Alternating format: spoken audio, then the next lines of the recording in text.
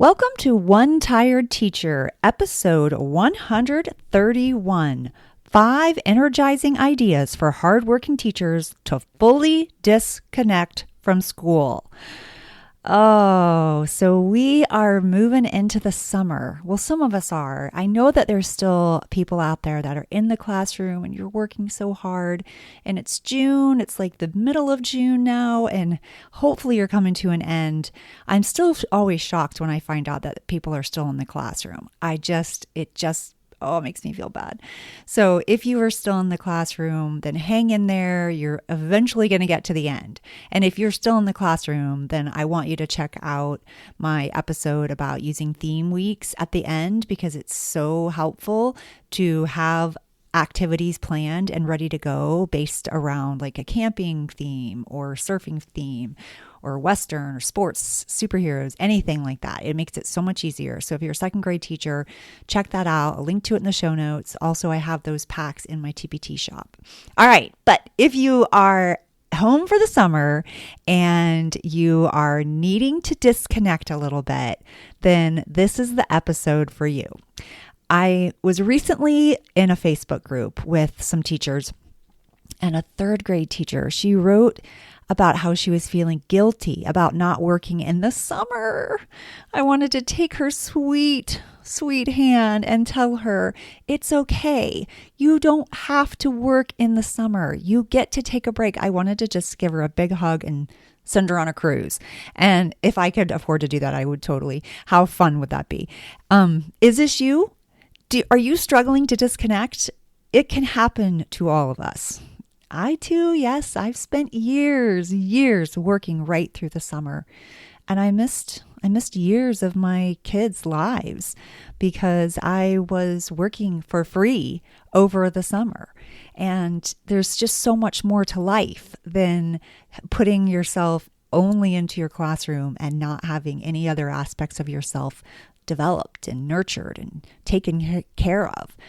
So it's time to disconnect, my friend, and it's going to actually make you a better teacher in the end. So come take a listen while I share 5 energizing ideas for you to disconnect for the summer.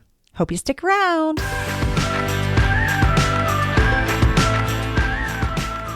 Welcome to One Tired Teacher. And even though she may need a nap, this teacher is ready to wake up and speak her truth about the trials and treasures of teaching. Here she is, wide awake. Wait, she's not asleep right now, is she? She is awake, right? Okay. From Trina Debery Teaching and Learning, your host, Trina Debery. Hey. Okay, so I have a few housekeeping things to tell you before we jump into some ways to energize yourself. And the first is, I'm going to say this now, but I don't want you to think about it yet. But I do want you to know that I am doing a summer series in my Facebook group, Makerspace Thinking and Learning with Trina Debery. And so each Monday at 10:30 in the morning, except for today's episode, which is on the, the 14th? I think it's the 14th. Today's episode's at 1:30 p.m. Eastern Standard Time. That way you had a chance to remember that it was available. Anyway, so I'm doing a summer series. So each Monday for the rest of the summer, 10:30 on Mondays, all the way through till the end of July, I'll be doing a short little focused PD for you. And I'm starting with using podcasts in the classroom. That's today. And then next week will be how to use podcasting as an alternative form of assessment. And then we'll be talking about lots of things about Makerspace. And so that will go on for several weeks with a bunch of different topics. And then we'll conclude the summer series with community building in your classroom. So you'll be all ready to get back to school.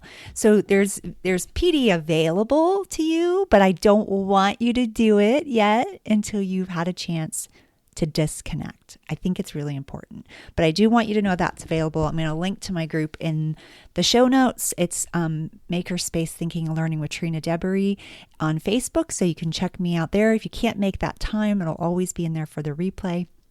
And then I also wanted to tell you that it's the episode with the themes, if you're still in school, is episode 126, 5 captivating themes for an end of the year bonanza. So a link to that as well. And then the last thing I want to tell you is that there's going to be some training at the middle towards end of July. So you should be able to take a little bit of a break. But then when you're ready to think about next year and get yourself situated and planned, because yes, I know that has to happen too. What I'm about to talk to you about is you taking care of yourself first. But once you have done that and you've given yourself a chance to refresh and reset and recharge and refocus, then you will be so much better off and ready to plan for next year. And when you're ready, my Mastering Makerspace class is coming back. My course is coming back. I'll be opening it in July 15th.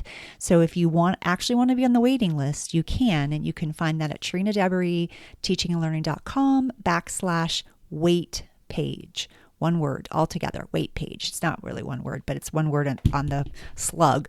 So it helps you know how to get to the URL. I'll link to that in the show notes as well. And you will be notified when that is open and ready to go. And then last but not least, Whole Teacher Eclecticon.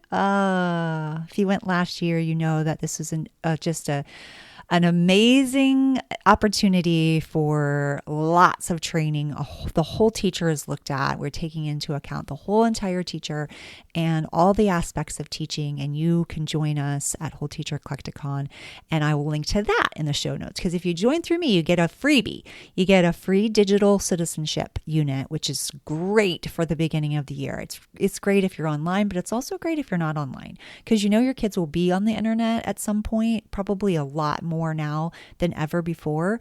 And so it's really a great way to help kids learn about being good citizens when they're out in the digital world. And it's relevant to the physical world as well. So hopefully you enjoy that. All right, so that's all I'm going to tell you about for future learning, because now I want you to refocus. I want you to reset. I think I told you that I was going to Oregon, and that I did. And I even mentioned it in last week's episode, even though I'm going to tell you, honestly, that was recorded before I went to Oregon, but I knew it was going to be amazing. So I was going to say it anyway, but I didn't really talk about it because I hadn't gone yet. So now I've been back for 2 weeks, actually. Well, I guess it's not really 2 weeks, maybe. Is it 2 weeks? I guess so. I guess this is the second week. But, talk about incredible. What an incredible experience. I met a friend of mine in Oregon, and my daughter ended up coming kind of at the last minute, which was just so great. I love her. And she came, so it was the three of us, and we explored nature.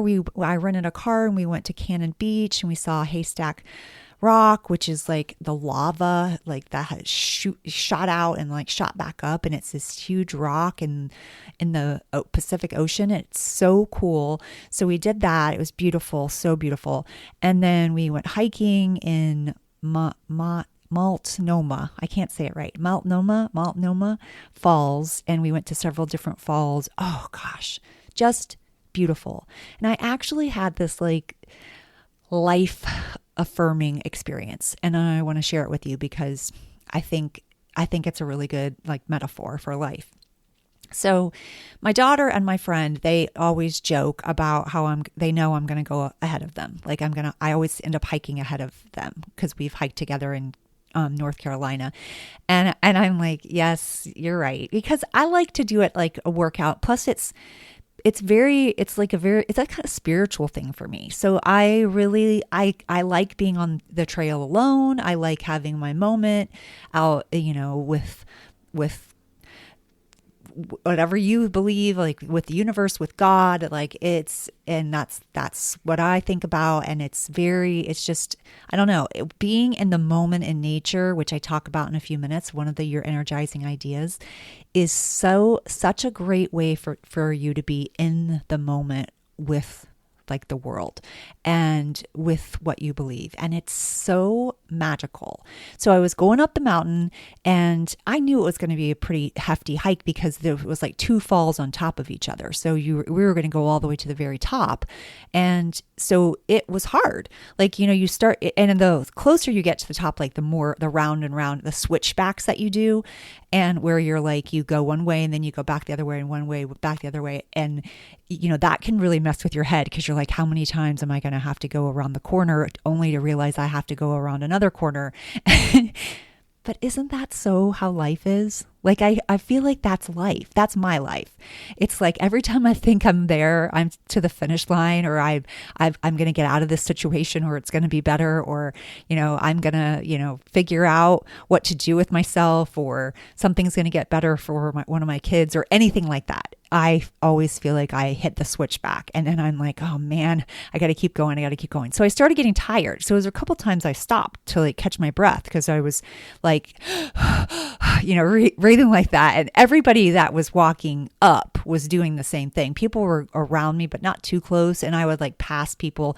People coming down were smiling and happy and they were fine. But people going up, we were out of breath.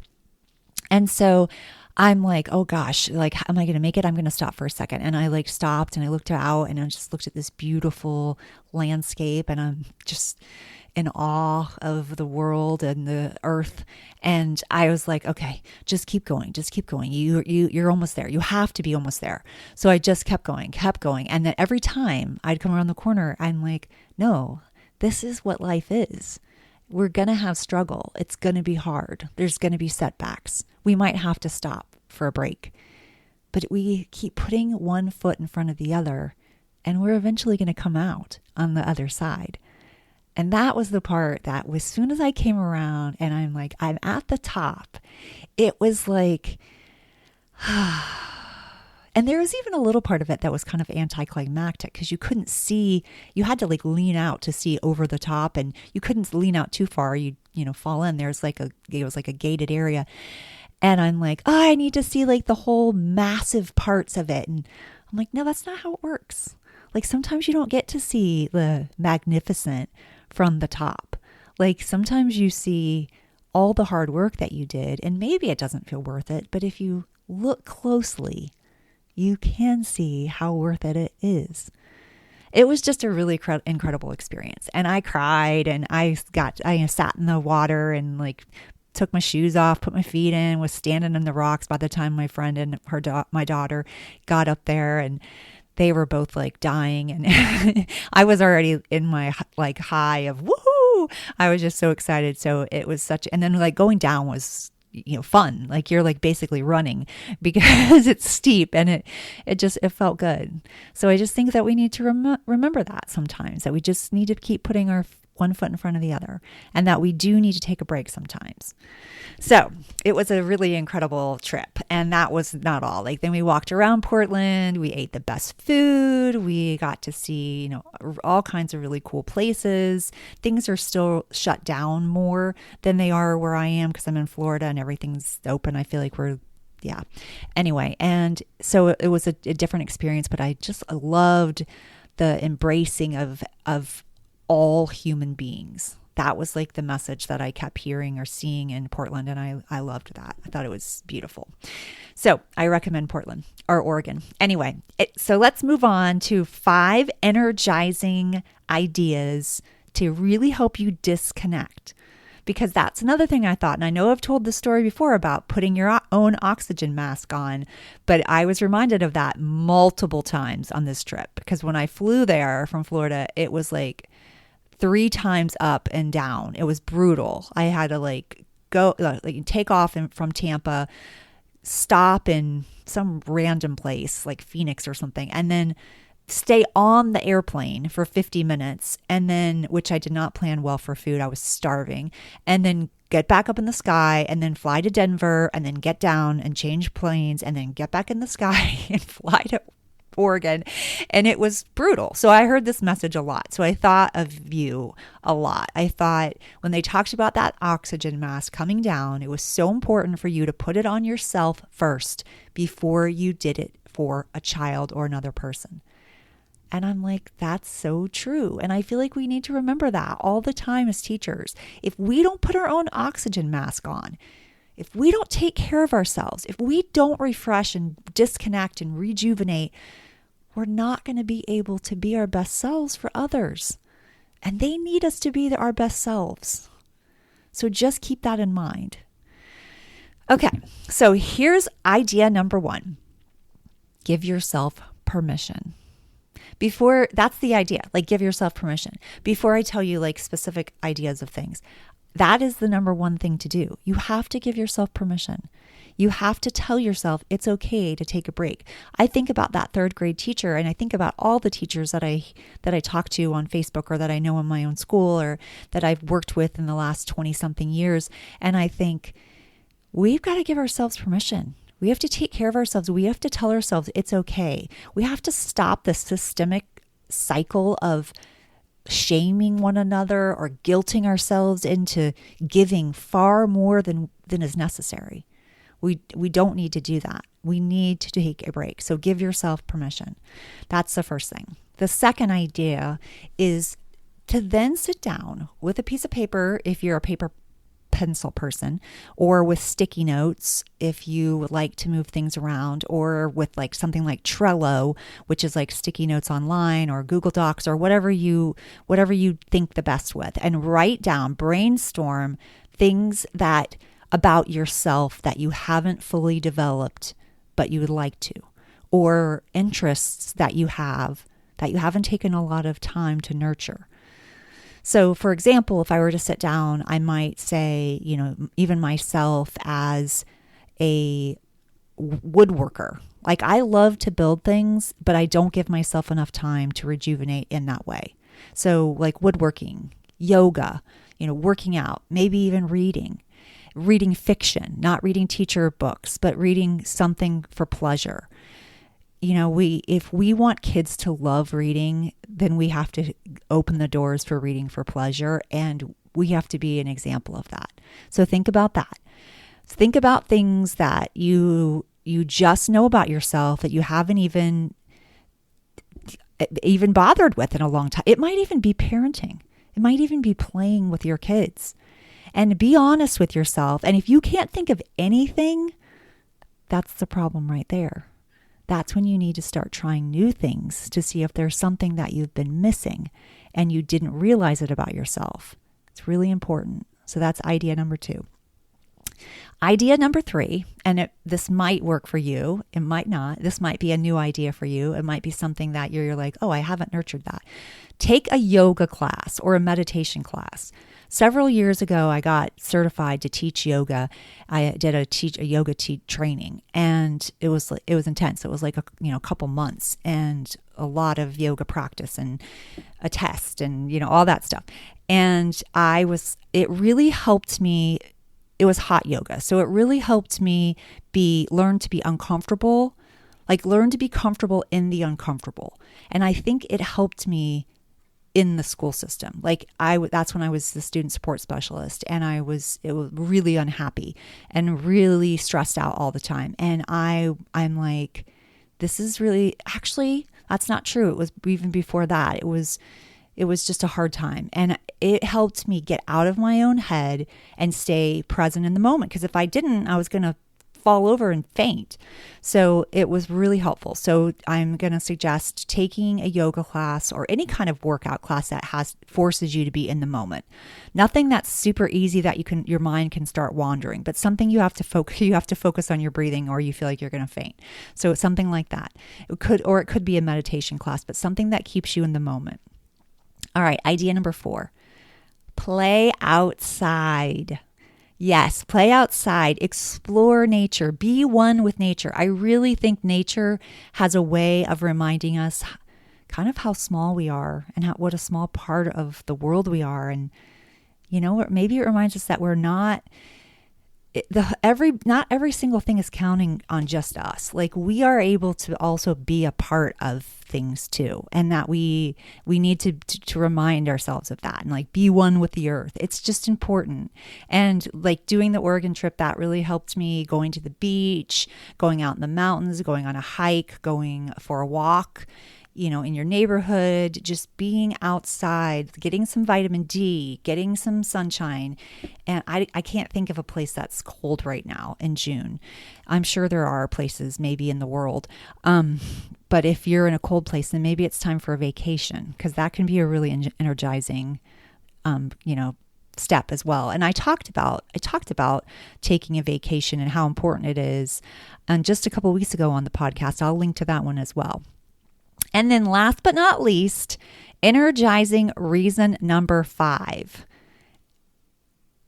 And this one is to read a really good book, a fiction novel, or, this is an or, find a show to invest in. Now, I know you're thinking, well, is that really going to help me? It is.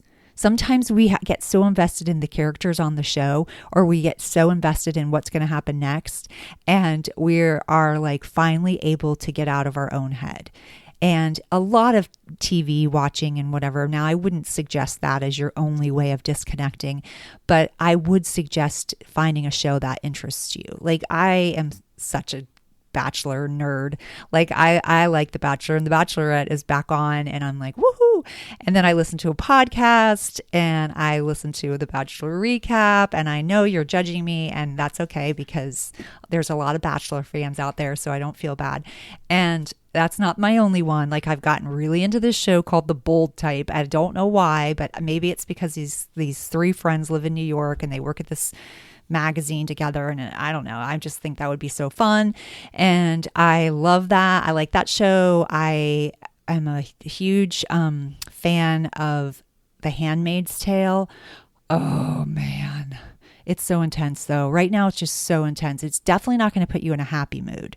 Like, it's just brilliant writing, acting, but man, is it intense. It's not for the faint of heart, for sure. Another one that I enjoyed, like, binge watching, was Schitt's Creek. I thought that was fun. I always loved The Office and Parenthood. That's like one of my all-time favorites. Gilmore Girls, that's another one of my all-time favorites. So find a show and like escape. Give yourself an opportunity to escape. So those are 5 reasons that are 5 ideas that I hope energize you. Taking permission, giving yourself permission, brainstorming things about yourself and really focusing in on that. And maybe it is, again, it might be parenting, playing with your kids, spending that time with your kids, giving quality time. Let them remember the summer. Let them remember the things that they did that were fun, not you working on school again. That's what I think I gave my kids. They don't say that, but oh man, I know, I'm like, there's so many times that I did. And sometimes I look back and I think I was doing that because I was avoiding my life. Like, I was avoiding my marriage, and that's not good. That's not healthy. We don't want that to happen. We want to be well-rounded, happy people. Okay, what was the other one? Take a yoga class, meditate, play outside, explore with nature, read a good book, invest in a really cool show. So those are just some ideas to help you disconnect from the world of education. And if you have to get off Facebook for a little while or off of social media, then do that. Take a break, take a little bit of a break. If you have to set it on your calendar, like you're going to give yourself a time frame. I was gone for 8 days and 7 nights. And honestly, I really should have made it another week longer. I think if I had had another week longer, it would have been, I needed a little bit more time. Once I finally started to relax, I was like, it took a couple days. So I'm like, I need a little more time. So next time I'm going to go for a longer period of time and take a little bit more time. That's the goal. Okay. So I hope this helps. I hope this gets you in a good mindset for back to school, and you are feeling like, okay, maybe I can get a little bit more engaged with my own life, and you can take care of you. I'd love to hear from you. Why don't you hop in rate the show, hop in there, give me 5 stars. I love it. And let me know what you're thinking, how you're feeling, what you're doing for the summer. Write me at TRinaDebury@teachingandlearning.com and tell me what you are doing for the summer. I'd love to hear from you. All right, people, this one tired teacher is ready for another vacation. Until next time, sweet dreams and sleep tight.